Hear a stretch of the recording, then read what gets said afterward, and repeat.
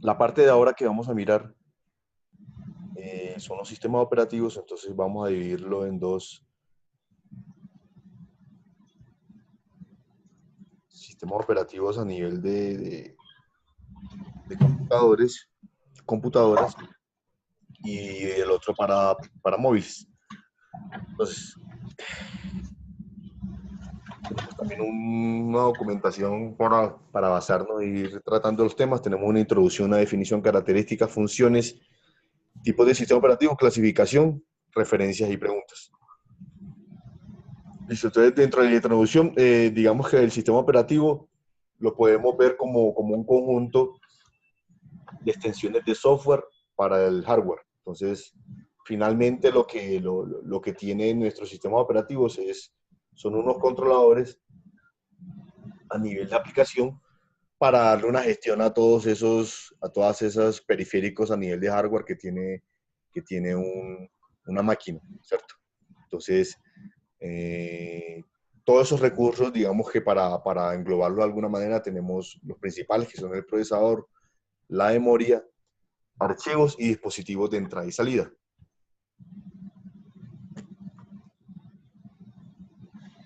Aquí vemos algo de definición también, entonces tenemos que un programa o una colección de programas, digamos que son los que le dan ese control y esa administración a los diferentes digamos, componentes al nivel de hardware. Entonces, tenemos una arquitectura que está en cuatro capas, y es el usuario, que somos nosotros o el humano, que finalmente hace solicitudes a los computadores a través de unas aplicaciones, que son las aplicaciones, digamos, que están en un segundo nivel. Esas aplicaciones interactúan con el sistema operativo, y el sistema operativo con su lenguaje de máquina, digamos que hace el manejo de todo ese hardware que tiene. Para los proyectos que ustedes están manejando, si no son todos, la gran mayoría están en ese segundo nivel, en ese nivel de aplicación, y que van a hacer una implementación para interactuar con el tercer nivel del sistema operativo. Entonces, ahí nos vamos ubicando de dónde está nuestro sistema o dónde están los proyectos de ustedes. Entonces, digamos que todos estos programas tienen una funcionalidad, unos roles específicos para aplicar o ejecutar alguna actividad. Y dentro de esos recursos, entonces, volvemos a tener esos periféricos, que son los que tienen entrada y salida, tienen alguna interacción con el mundo externo, los puertos USB, los HDMI para presentaciones, para las cargas, etcétera, etcétera, ¿cierto? También tenemos para tratamiento de la información, que pueden ser todas esas aplicaciones que nos ayudan a realizar procesamiento de datos. Y almacenamiento masivo, que sería todo el tema de disco duro como storage de la información. Entonces, digamos que los sistemas operativos están en ese punto intermedio entre hardware y esas aplicaciones. Dentro de las características, tenemos que es el único programa del que no podemos, digamos, prescindir. Siempre vamos a necesitar un sistema operativo que es el que nos haga esa gestión o esa comunicación ya a nivel de máquina para el hardware. También que ofrece un entorno para el desarrollo de trabajo, hace una administración o una gestión de periféricos, archivos y usuarios, posibilita la ejecución de todos los procesos o los procesos que nosotros necesitamos a nivel de máquina. También, como una de sus características, es el objetivo de gestionar y administrar esos recursos de la manera más eficiente, tratando de utilizar bien los recursos y también de que no desperdicie. Y finalmente, compartir recursos, que digamos que es uno de los temas más importantes para que no estemos solitos en el mundo, sino que podamos tener interacción con otras personas, con otros componentes en otros lados, y tener esa comunicación que nos facilita, por ejemplo, Internet. Dentro de las funciones, entonces, tenemos una administración para que asigne todo lo que es tiempos a nivel de máquinas, enfocado al procesador. Un control de recursos que nos ayuda a asignarle una parte a cada una de las aplicaciones o la gestión de las aplicaciones, incluso Sí. controlando todo el tema de colas de tareas y demás. Sí, claro, Camilo. Esa presentación es, toda esa documentación, nosotros la montamos en repositorio y van a tener acceso. Ah, Incluso gracias. el Perfecto. video también que lo estamos grabando, también lo vamos a compartir para que tengan acceso a toda esa información. Ah, ok, gracias. Perfecto. Entonces, que no hay inconveniente con ese lado. Pasamos al tema de control de periféricos de entrada y salida. Entonces, todos estos componentes que necesitamos de alguna manera para tener interacción con otros dispositivos, nos ayuda esta parte. El control de errores y protección, entonces para eso el sistema operativo maneja o tiene la posibilidad de que le instalemos y le adicionemos aplicaciones que nos ayuden a tener un control a nivel del interior de lo que nosotros trabajemos con el PC, con las máquinas, pero también cuando salimos al exterior, cuando salimos, por ejemplo, a Internet, entonces el firewall es el que nos hace esa interacción con el sistema operativo para ayudar a tener un control en ese tema de seguridad. La interfaz con el usuario, que bueno, dependiendo del tipo de la clase de sistema operativo, también es una parte fundamental para digamos, este sistema. Y facilidades contables, entonces tenemos aplicaciones como Excel que interactúan o están bajo ese sistema operativo que nos ayuda a realizar esas tareas. Inicialmente, los más conocidos o los que han de alguna manera convivido en el mercado, entonces tenemos Windows, que es el que tiene la mayor parte del mercado, tenemos Linux, que tiene una gran cantidad de distribuciones y que es usado sobre todo en el ámbito empresarial para la implementación de ambientes en servidores. Tenemos Mac, que digamos él fue de los primeros al salir al público. Dejen de recordar que, bueno, Steve Jobs fue el primero en lanzar al público y tener digamos, un mercado con el usuario final o con una persona común y corriente de su casa. Microsoft DOS, que fue una versión especial para trabajar en IBM. Los móviles, que más adelante los miramos en otra presentación y vamos mirando un poco también sobre sus características, y otros que entre ellos están Unix, que también están, digamos que en ese mercado de servidores a nivel más empresarial.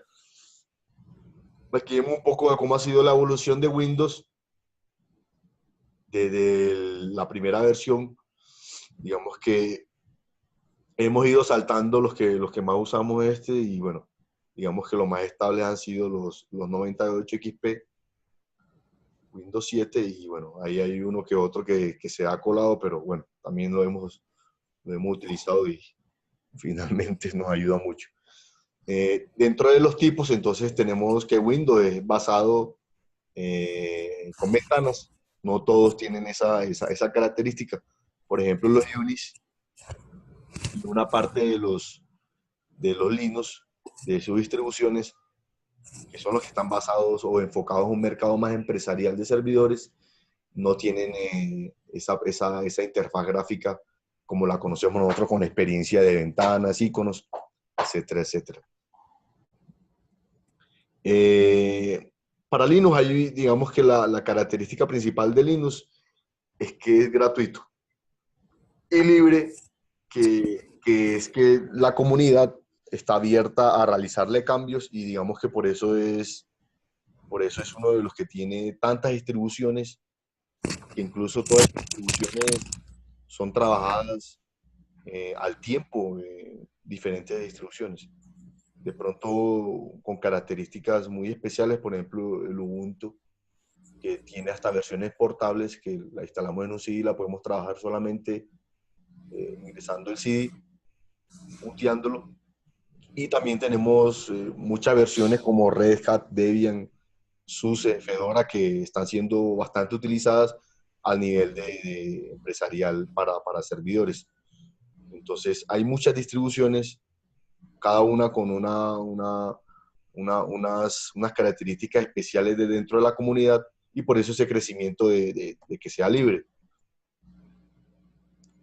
Volvemos otra vez, digamos, a esa parte fundamental de los que tienen interfaz gráfica. Entonces, tenemos unos manejos de iconos, barra de herramientas, incluso tenemos unos diseños muy característicos de esas aplicaciones, tanto en Mac como en Windows. Entonces, tenemos un menú superior donde están las principales funciones. En el centro tenemos la parte del cuerpo donde se va a trabajar o desarrollar, y en las partes de los lados y debajo tenemos esas pestañas o esos paneles que nos dan otras opciones para ingresar. Dentro de su estructura, a nivel ya muy de software, entonces tenemos un núcleo kernel que es el que interactúa directamente con todos esos dispositivos y componentes a nivel de hardware. Tenemos un shell que es el que nos ayuda a darle una comunicación a todos esos comandos que utilizamos, y también tenemos una interfaz entre, además de las utilidades de los programas. Entonces, como les decía anteriormente, Mac, digamos que fue de los primeros que salió al público para ese mercado que estaba de alguna manera virgen de las personas cotidianas en su casa. Sí había unas versiones anteriores de algunas máquinas que se trabajaban en un ámbito empresarial, pero este fue el primero que salió así por decirlo, a la calle. Una de las principales características a nivel de interfaz gráfica de Mac es, digamos, esa parte del escritorio, donde nos muestra entre algo real y todo ese mundo de las carpetas de documentos que tenemos dentro del PC.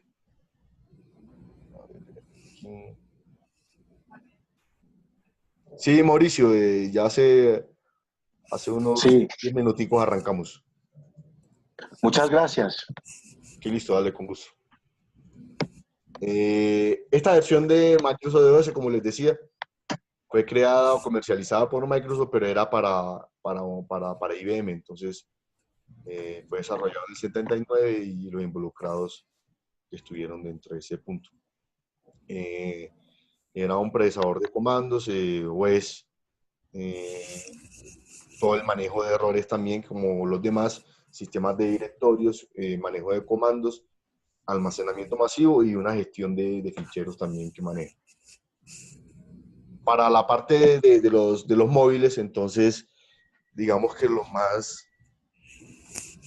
más populares hoy en día y que tienen casi todo el mercado, un 80-90% son Android y iOS. De resto, hay una pequeña parte que está en Windows Phone, una pequeña parte que está en BlackBerry o los sistemas operativos que tiene BlackBerry, y Symbian que digamos ya está casi que en cero. Entonces, dentro de las clasificaciones tenemos una conceptualización que nos ayuda a entender algunas de las capacidades.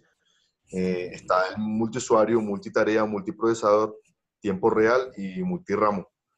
La mayoría de estas características como clasificación las tienen la gran mayoría de los sistemas operativos. Pero, por ejemplo, el tema de tiempo real, que es que responda a entradas, digamos, de forma inmediata, sistemas operativos como iOS no tienen esa característica. Ya lo demás de multiprocesador, lo podemos ver que los AMD y los Intel, los procesadores que ya tienen varios core, manejan o trabajan con los sistemas operativos que nosotros conocemos, Windows y de Mac. De multitarea, que trabaje varios programas, se ejecuten al tiempo. De multiusuario, que trabajen dos o más usuarios utilizando al mismo tiempo. Y multiramo, que es que permita diversas partes de un solo programa que funcione al tiempo. Entonces, diferentes componentes de un programa o diferentes, sí, de un solo programa que funcionen o se ejecuten a la vez. Dentro de digamos, las partes más diferenciales que tienen los sistemas operativos, entonces tenemos dos grandes niveles, que son el nivel bajo o núcleo del sistema operativo y el nivel alto, que es de utilidad y herramientas. Entonces, ese nivel bajo es la parte del kernel que vemos en la parte derecha, y es esa comunicación que hay ya de máquina entre el hardware y el sistema operativo. Y la parte hacia arriba, que es esa comunicación o esa transición entre el software que nosotros como usuarios usamos y que tiene comunicación con ese kernel del sistema operativo. Aquí vemos las tareas que tiene, por ejemplo, del nivel bajo. Entonces hay una gestión de procesador, reparto de esos recursos, gestión de memoria, control de recursos de almacenamiento, entrada y salida, errores y sistemas de seguridad o de protección, y la gestión de una interfaz con el usuario. Y al nivel alto, los periféricos, los sistemas de almacenamiento, editores, el ensamblador, gestión o administración de usuarios, herramientas para modificación o personalización del sistema, compiladores e intérpretes de lenguaje de programación que seguramente ustedes están usando o vamos a usar de ahí adelante, y procedimientos de telemática. Hay algunas referencias y vamos a pasar de una vez a la parte de móviles para que miremos, repasemos un poco de esta parte móvil. Entonces tenemos la división de los tres digamos, principales, de los que están en auge en el mercado. Entonces, Android, iOS y Windows Phone. Aunque de pronto por ahí debe haber algunas versiones de Windows Mobile. Ya está también casi en cero, pero quizás hay algo de eso todavía. Entonces, como definición, Android, digamos que está basado en el kernel de Linux. Todas las distribuciones de Linux a nivel de computador tiene una parte, digamos, que es muy básica y que es la que se encarga de interactuar con la máquina, y es ese núcleo. Ese núcleo es usado en las diferentes distribuciones y se le hacen sus personalizaciones o se le adiciona algo propio de las nuevas distribuciones. A partir de Android, Google lo que tomó fue esa parte del kernel y empezó a montar las demás, digamos, de los demás componentes a nivel de arquitectura del sistema. Entonces, para que se den cuenta, de Linux, incluso digamos, su máquina virtual, Dalvik, es muy similar a una máquina virtual de Java. Entonces, hay algo parecido para que Dalvik, que es el encargado digamos, de hacer esa interacción con las aplicaciones y en las nativas y demás. ¿Cierto? Nos quedan 10 minuticos. Entonces, viendo un poco de la arquitectura que tiene Android, podemos ver una capa de arriba que es las aplicaciones. Tenemos un framework, un marco de trabajo donde podemos usar todo este tema de aplicaciones. Los que hayan usado Android pueden darse cuenta que hay cositas que es más conocido, por ejemplo, los managers, para, por ejemplo, las actividades, que es digamos que las actividades son ese punto o ese concepto más básico que tiene una aplicación de Android.